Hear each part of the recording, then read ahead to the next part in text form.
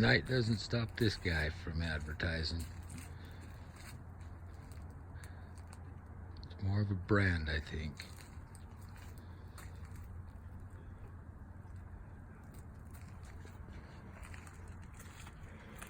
We'll have to check with this guy during the day, see what he's got to say. What a cool ride.